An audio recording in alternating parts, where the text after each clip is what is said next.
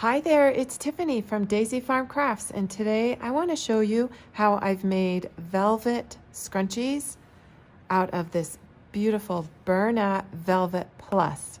This, not just regular velvet, Velvet Plus, so it's a little bit more like fur. These are super, super simple and so luxurious. Okay, let me show you how I worked them. So I'm just taking a regular hair tie and a 10mm hook, N/P 10mm hook. Look at this color of velvet, or of the Velvet Plus they had. Kind of looks more like a brown fur. It's got little speckles in it. So beautiful. Just start with a slip knot.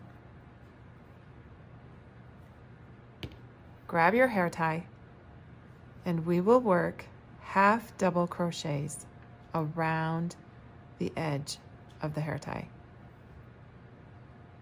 So the first one is a little bit tricky. Just pull through two and then pull through that third one.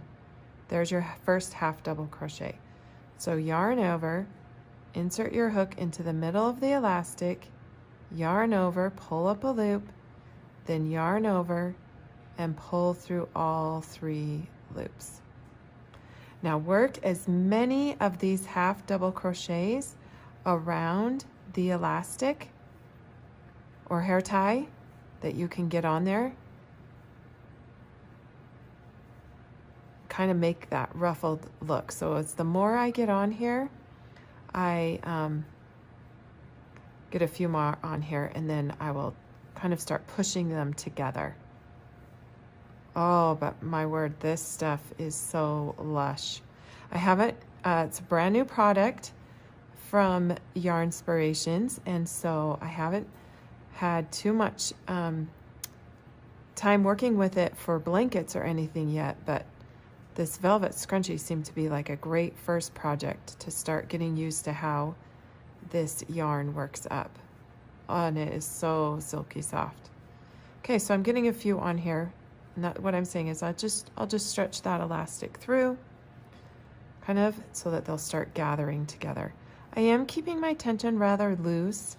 These aren't like super tight down to the elastic. Kind of pull away from the elastic, I guess you could say.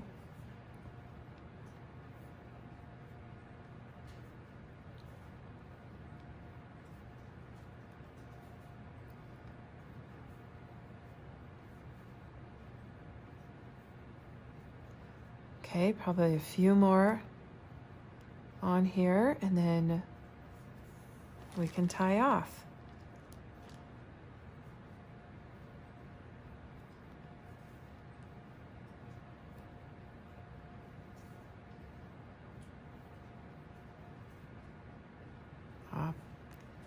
Keep going.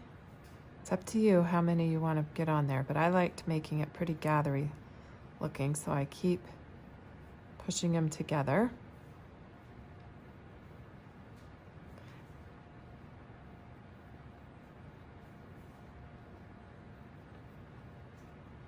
All right, that's probably good enough. So we're right here at the start. This was our starting one, our starting tail.